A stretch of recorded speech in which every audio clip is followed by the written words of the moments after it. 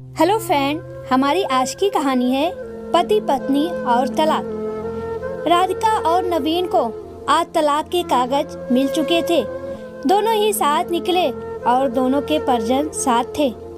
उनके चेहरे पर विजय और सुकून साफ झलक रहे थे। 4 साल की लंबी लड़ाई के बाद आज फैसला हो गया था। 10 साल हो गए थे शादी को, मगर साथ में 6 साल ही रह पाए। 4 साल तो तलाक की कार्रवाई में ही लग गए। राधिका के हाथ में दहेज के सामान की लिस्ट थी जो उसे नवीन के घर से लेना था, और नवीन के हाथ में गहनों की लिस्ट थी जो राधिका से लेने थे।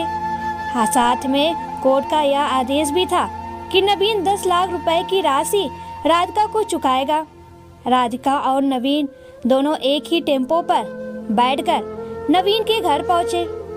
राधिका को उसकी कुछ चीजें नवीन के घर से लेनी थी, इसलिए 4 साल बाद ससुराल जा रही है। आखिरी बार, बस उसके बाद कभी नहीं आना था। उधर सभी परिजन अपने अपने घर जा चुके थे। बस तीनों रह गए थे, नवीन, राधिका और राधिका की माँ। नवीन घर में अकेला ही रहता था। उसके माँ बाप और भाई गांव में रहते हैं। राधिका और नवीन का एक बेटा भी था जो भी 7 साल का था। कोर्ट के फैसले के अनुसार बड़ा होने तक वह राधिका के पास रहेगा और नवीन महीने में एक बार उससे मिल सकता है। घर में प्रवेश करते ही पुरानी यादें ताजा हो गई। कितनी मेहनत से सजाया था इसको राधिका ने। एक एक चीज में उसकी जान बसी थी। सब कुछ उसके आंखों के सामने बना था। सपनों का घर था उसका। कितनी शिद्दत से नवीन ने उसके सपनों को पूरा किया था। नवीन थका हारा सा सोफे पर बैठ गया और बोला, ले लो जो कुछ भी चाहिए, मैं तुम्हें नहीं रोकूंगा। राधिका ने अब गौर से नवीन को देखा। 4 साल में कितना बदल गया है। बालों में सफेदी झलकने लगी है। शरीर पहले से आधा रह गया। 4 साल में चेहरे की रौनक गायब हो चुकी थी। वह एक कमरे में गई जहां उसके दहेज का अधिकतर सामान पड़ा हुआ था। सामान बहुत पुराना था, इसलिए कबाड़ की तरह स्टोर रूम में डाल दिया था। दोनों ने लव मैरिज करके शादी करी थी। दोनों के घर वाले बहुत मुश्किल से माने थे। एक बार नवीन पीकर बहक गया था और राधिका पर हाथ उठा बैठा था। राधिका उस वक्त गुस्से से मैके चली गई थी। न राधिका लौटी और न नवीन उसे लेने गया।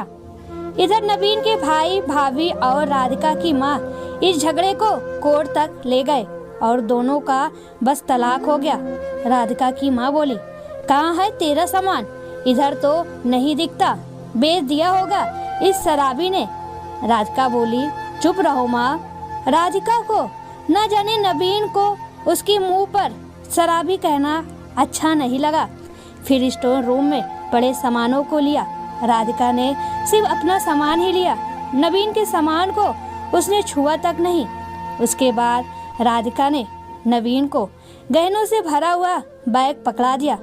नवीन ने बैग वापस राधिका को दे दिए और कहा, रख लो, मुझे नहीं चाहिए, काम आएंगे तुम्हारे मुसीबत में। गहनों की कीमत 15 लाख से कम नहीं थी। कोर्ट की बात कोर्ट में ही खत्म हो गई।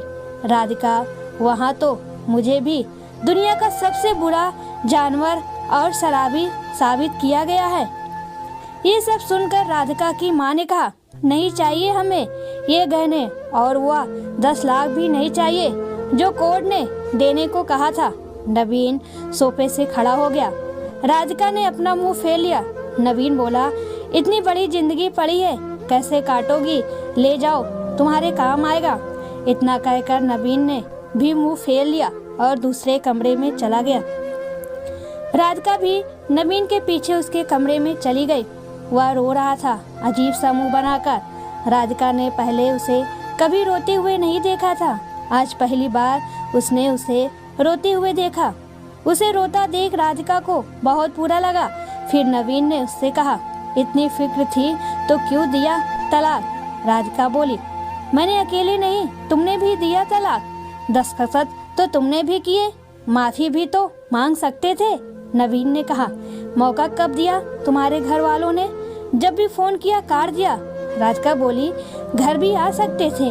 नवीन बोला, हिम्मत नहीं थी। उसी वक्त वहाँ राधिका की माँ आ गई। वह राधिका का हाथ पकड़कर उसे बाहर ले गई। माँ बेटी वहाँ बाहर खड़ी गाड़ी का इंतजार करने लगी। राधिका के भीतर कुछ टूट रहा था, दिल बैठे जा रहा था। वह शून्य से बढ़ती जा रही थी। राधिका को नवीन के साथ बिताए हुए पुराने दिन याद आने लगे थे। तभी उसकी नज़र सामने एक तुलसी के सूखे पौधे पर पड़ी। कितनी शिद्दत से देखभाल किया करती थी। वह नहीं थी तो शायद तुलसी के पौधे पर पानी भी नहीं पड़ा। उसकी घबराहट और बढ़ी और वह घर के भीतर चली गई। उसकी माँ ने उसे पीछे से पुकारा, मगर उसने उसे अनसुना कर दिया। नवीन बेड पर उल्टे मुंह पड़ा था। एक बार के लिए उसे उस पर दया आई, लेकिन वह जानती थी कि अब सब कुछ खत्म हो चुका है, इसलिए उसे भावुक नहीं होना है। उसने अपने कमरे को देखा। कहीं कहीं तो मकड़ी के जाले झूल रहे थे। कितनी नफरत थी उसे मकड़ी के जालों से। कुछ देर बाद उसकी नज़र दीवार पर कुछ फोटो पर पड़ी, जहां वह नवीन से लिपटकर मुस्कुरा रही थी। कितने सुनहरे दिन थे वह। इतने में उसकी माँ फिर आ गई। हाथ पकड़कर फिर उसे बाहर ले गई। बाहर गाड़ी आ गई थी। सामान गाड़ी में डाला जा रहा था। वह लोग गाड़ी में बैठ गए। नवीन गाड़ी की आवाज़ सुनकर बाहर आ गया। अचानक नवीन कान पकड़कर घुटनों के बल बैठ गया और बोला, मत जाओ, माफ कर दो। रात का यही सुनने के लिए पिछले 4 साल से तड़प रही थी। सब्र के सारे वाहन एक साथ टूट गए। राधिका ने कोर्ट के फैसले के कागज निकाले और फाड़ दिया और उसकी माँ के कुछ कहने से पहले ही लिपट गई नवीन से। साथ में दोनों बुरी तरह रोते जा रहे थे। दूर खड़ी राधिका की माँ समझ गई कि कोर्ट का आदेश दिलों के सामने ज़्यादा कुछ नहीं। अगर माफ़ी मांगने से ही रिश्ते टूटने से बच गए तो माफ़ी मांग लेनी चाहिए। लेकिन हाँ, बार बार एक ही व्यक्ति सामने वाले से माफ़ी मांगे तो नहीं माफ़ी मांगना चाहिए, क्योंकि वहाँ प्यार होता ही नहीं, उससे वहाँ एक तरफा प्यार होता है। सामने वाले के अंदर प्यार नहीं, सिर्फ दिखावा होता है।